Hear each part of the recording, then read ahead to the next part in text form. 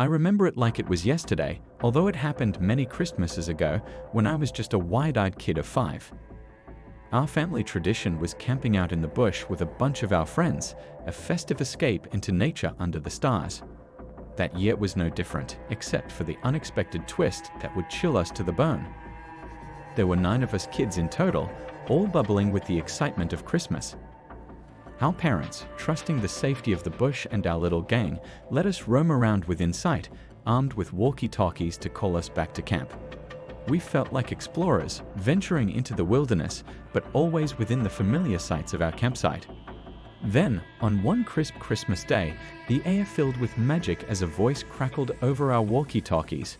It wasn't one of ours, nor any of our parents.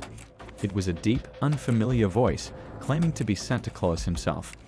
He said he was on a special mission to find us, to deliver our presents in person. Imagine the thrill that ran through us. Santa Claus searching for us in the bush. It was the stuff of childhood dreams.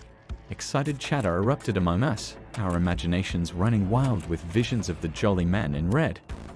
We scampered through the trees, calling out for Santa, our hearts pounding with excitement. But as the minutes ticked by, something felt off. The voice on the walkie-talkie kept urging us to venture deeper into the bush, promising hidden treasures and secret gifts. That's when a ripple of unease began to tingle down my spine. Why was Santa asking us to go further away from camp? Shouldn't he know where we were? Sensing the shift in our mood, one of the older kids took charge and swiftly gathered us all back to the campsite. Our parents, faces etched with concern, listened as we recounted the strange encounter. The walkie-talkie was swiftly confiscated, and we were forbidden from straying far for the remainder of the trip. Looking back now, I shudder at the memory.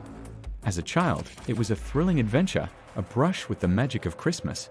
But as an adult, I realized the sinister undertones of that encounter. The thought of someone unknown using Santa's guise to lure children deeper into the bush sends a chill down my spine. That Christmas, the magic of Santa took on a darker hue for us. And while we never did find out who was behind that voice on the walkie-talkie, the memory serves as a cautionary tale, a reminder of the lurking dangers even in the most enchanting of moments. I've always had a deep connection to the wilderness. Growing up surrounded by the woods of this region, I spent countless nights under the starry canopy and trekked miles of trails. Hunting, hiking, camping, it's all second nature to me. But even with all that experience, there are moments that shake you to the core. It was one of those early morning hikes, the kind where you lace up your boots before the sun even thinks about rising. The forest was wrapped in the quiet of pre-dawn, with only the sound of my footsteps breaking the silence. I was on mile 5, deep in a low bottom flanked by steep ridges. The trail was narrow, muddy, and enveloped by thick underbrush and towering trees. My headlamp cast a small circle of light, guiding my steps one by one. That's when it happened, a sudden crack that shattered the stillness. In the eerie quiet that followed, my mind raced. The sound was jarring, unexpected, and it felt deliberate. No birds sang, no rustling of leaves, just me and that chilling crack echoing in the darkness. Instinct took over. If I heard it again, I was turning back, no questions asked. But as I stood there, heart pounding, the forest held its breath. Minutes passed, each one stretching into eternity as I listened for any sign of movement. Then came the dread.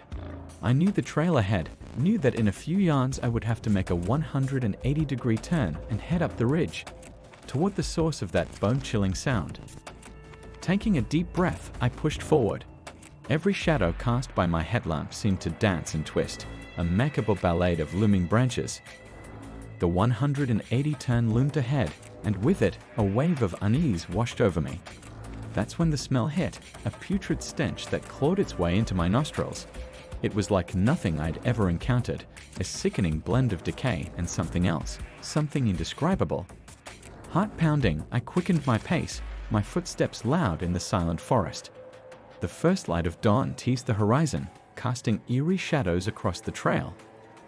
I didn't stop until the sun bathed the woods in golden light, and the birds finally broke into song. I've seen and heard a lot in these woods, but that morning remains a mystery. The crack of wood, the unsettling smell, it lingers in my mind, a reminder that even in the familiar embrace of nature, there are secrets that defy explanation.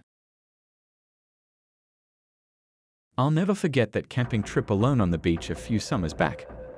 It was one of those nights where the waves crashed against the shore in a relentless symphony, the kind of sound that usually lulls you to sleep. But that night, it was something else entirely that jolted me awake. It was just past 3 in the morning when I heard it, a soft, almost imperceptible brushing against the sides of my tent. At first, I dismissed it as the wind, or maybe just my imagination playing tricks on me. But then it came again, a bit more insistent this time. I sat up, my heart hammering in my chest. The sound was unmistakable now, and it was coming from all sides of the tent. It was as if unseen hands were gently pushing against the fabric, testing its limits. Fear paralyzed me. I couldn't even bring myself to utter a word. The only sound was the relentless roar of the ocean, drowning out any other noise from outside. I felt trapped, isolated in my tiny shelter as the unseen force pressed in. Seconds stretched into eternity as I sat there, heart in my throat, waiting for whatever was outside to reveal itself. The pressure against the tent seemed to intensify, the fabric straining against the unseen hands. And then, as suddenly as it had begun, it stopped. The silence was almost deafening in its abruptness. I sat there, trembling, trying to make sense of what had just happened. After what felt like an eternity, I mustered the courage to unzip the tent and peek outside. With trembling hands, I flicked on my flashlight and scanned the area. What I saw made my blood run cold. There, imprinted in the sand around my tent, were clear shoe prints. Someone or something had been there, pushing against my tent in the dead of night. I tried to convince myself it was just some kids playing a prank, but the chill that ran down my spine told me otherwise. That night, alone on the beach with only the crashing waves for company, I felt a fear unlike anything I'd ever experienced before. It was a long time before I could shake the feeling of being watched, of being at the mercy of something unseen and unknown. I remember that eerie hike across Newfoundland like it was yesterday. Following the old disassembled railway, I stumbled upon a small, abandoned cottage town. It was like stepping into a ghost town, with trailers falling apart, burnt-out bus conversions, and shuttered-up cabins. The sun was setting fast, casting long shadows over the desolate landscape. I decided to make camp in a mostly empty lot, not far from an abandoned truck slowly succumbing to the ravine nearby. Cooking up a simple meal, I settled into my tent for the night, the silence of the abandoned town enveloping me. Sometime in the dead of night, I was jolted awake by the unmistakable sound of footsteps outside my tent. My heart pounded in my chest as I listened intently, hoping it was just an animal passing by. But these steps were deliberate, human-like. Fear gripped me as the steps drew closer, circling around my tent. I reached for my knife, my fingers trembling as I gripped the handle tightly. Whoever was out there, prowling around my tent in the darkness, was not looking for friendly conversation. I held my breath, trying to remain as quiet as possible. The footsteps continued, their rhythm unnerving in the stillness of the night. My mind raced with scenarios of what this person could be up to, my pulse pounding in my ears. Suddenly, the steps moved away, fading into the distance until they were no longer audible. I waited, the tension in the air palpable, until finally I dared to move. With silent precision, I packed up my belongings, stuffing them into my bag as quickly as I could manage. Every rustle seemed to echo in the quiet of the night, my senses on high alert. Finally, everything packed, I cautiously unzipped the tent and peered outside. The darkness enveloped me, the only sound the distant howl of the wind. Without turning on my flashlight, I made my escape, walking briskly down the trail, my heart still racing. I walked for what felt like hours, the darkness oppressive around me.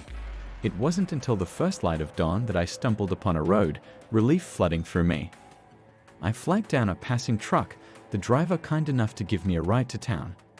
As I sat in the warmth of the hotel room, the events of the night replayed in my mind. Whoever that mysterious figure was, lurking in the abandoned town, I couldn't shake the feeling of unease. I knew I had made the right choice to leave, to not wait and see if they would return. Looking back, I shudder to think what could have happened if I had stayed. The memory of that night still sends chills down my spine, a reminder of the unseen dangers that lurk in the darkness. and as I look at the pictures I took of that deserted town and my campsite that night, I can't help but wonder who, or what, was watching me from the shadows.